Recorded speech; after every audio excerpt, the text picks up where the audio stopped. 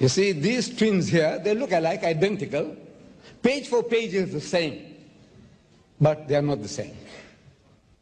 I mentioned this is the 1952 version, and this is the 1971 version of the RSV, Revised Standard Version.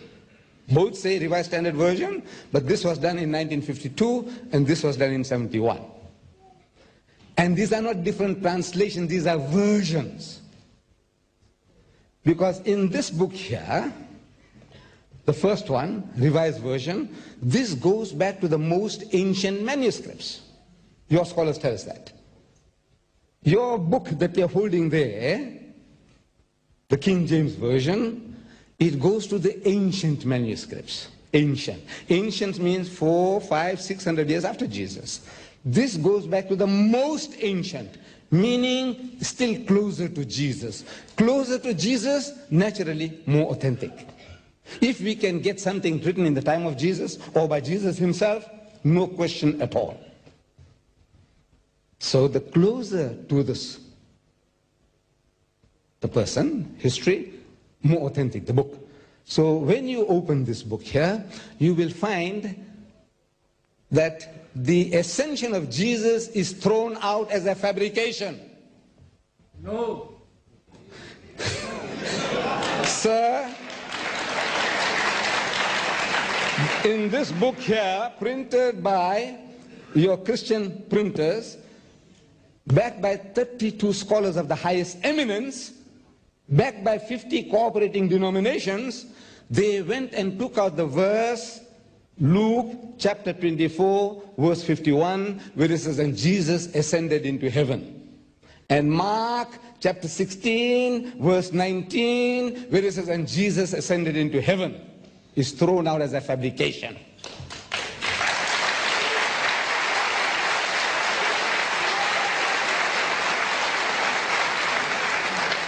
The most stupendous performance of Jesus, as the most stupendous, is going up into heaven. The only two places in the Bible it was mentioned, and Jesus went up into heaven, ascended into heaven, and both thrown out as fabrications. By who? By Christian scholars of the highest eminence, backed by 50 cooperating denominations. But now they had a problem. They sold this Bible, 1952 version, and they made a net profit of $15 million on this.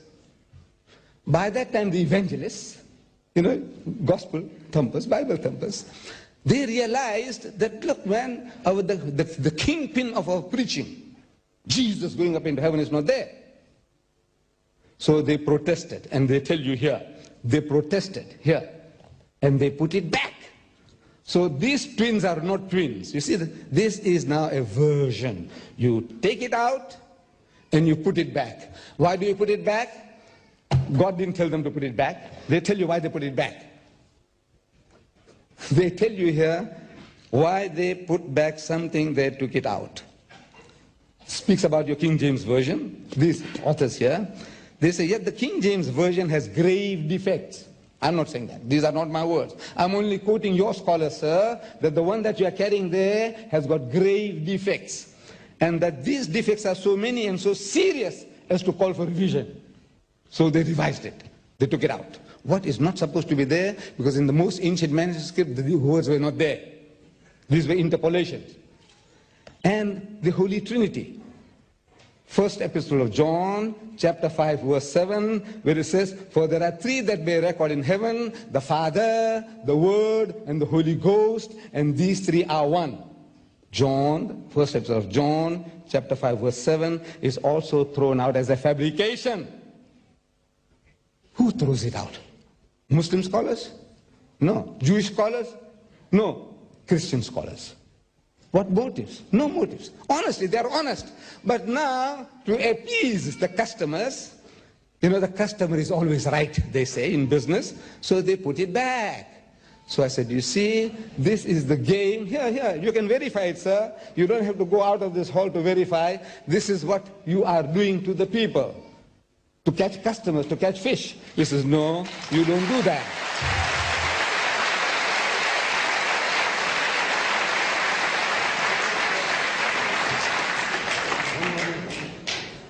And every Bible that you have, it says that the gospel according to St. Matthew, the gospel according to St. Mark, the gospel according to St. Luke, the gospel according to St. John. I'm asking what is according to. Not only according to what we are seeing there, not only it is not the word of God, but Matthew is not the word of Matthew, Mark is not the word of Mark, and Luke is not the word of Luke, and John is not the word of John. This is the clear-cut evidence in black and white.